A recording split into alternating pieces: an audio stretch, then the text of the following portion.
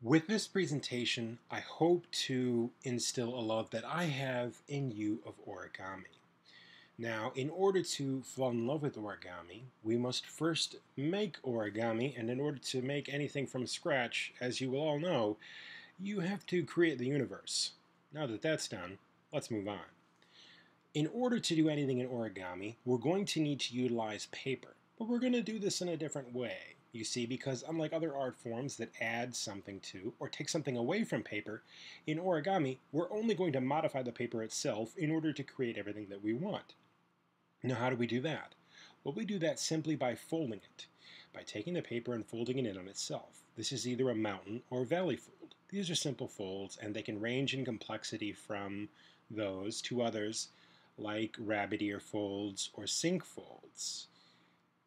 And generally, models are built upon a base. Now, you might ask, is origami right for me? Is origami right for my family? Well, I feel so, because as an activity, it's very simple.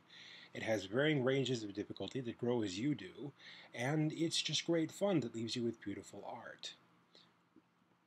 Now, when we begin origami, or when we're young, childish, we begin with very simple models. These can be like the boat that you see before you or other models. They're characterized by generally being very simple and very easy to do with not that many steps total.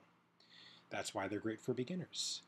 Other things like, say, paper airplanes. Now I know what you're thinking. Paper airplanes? Well, that's not really origami. Well, actually it is, because in order to make the paper airplane, what you do is you fold the paper. These can be better for younger children to teens.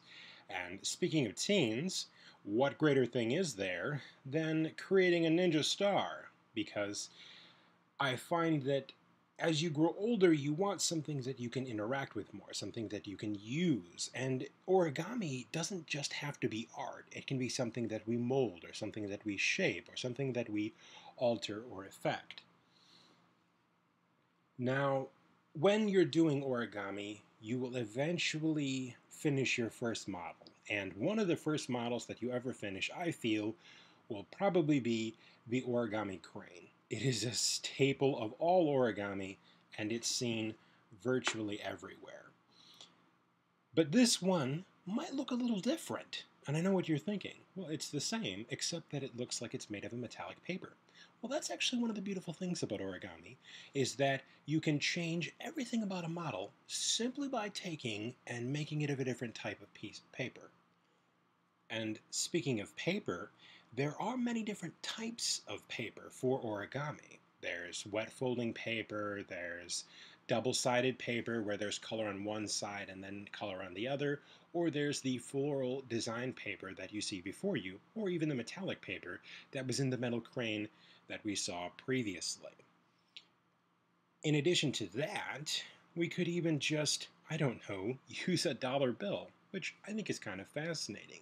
There's an entire brand of origami that is built solely around the use of the dollar bill or other various currency with which to make origami.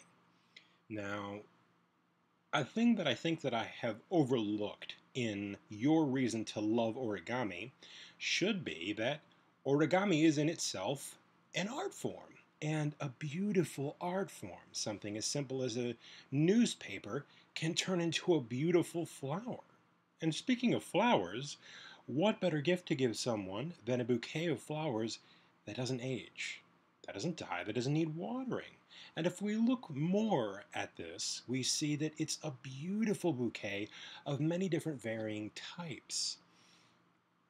And varying types are also important in this colored box. A simple box origami, but it's beautiful because multiple different pieces of different colors are brought together. And those colors can make it beautiful. It's a dimension of origami that makes it more amazing to look at.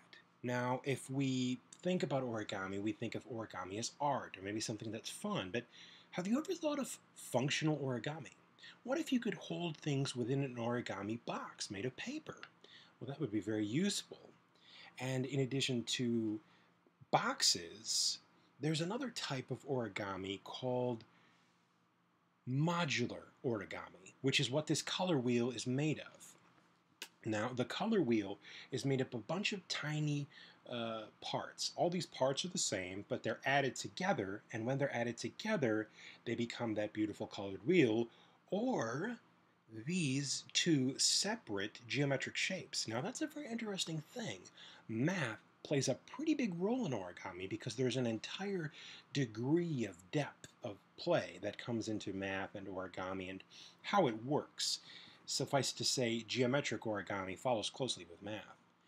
And among this, we have many cranes. Now, you might say, well, how does this sum everything up? Well, it does so because as the cranes are different and beautiful and pretty, so are the many different ways to have origami, whether it's functional or simple or very complex. And in addition to this, we have one of my greatest moments within origami, which was the finishing of the Joseph Wu eagle. When I had finished with it, it was amazing. I had felt like I had just created something that took off and soared. So we might think there's so much to like about origami. There's so much to do and so much to think. So where do I get started? Well, in my opinion, getting started can be very simple. But the question of whether or not you should love origami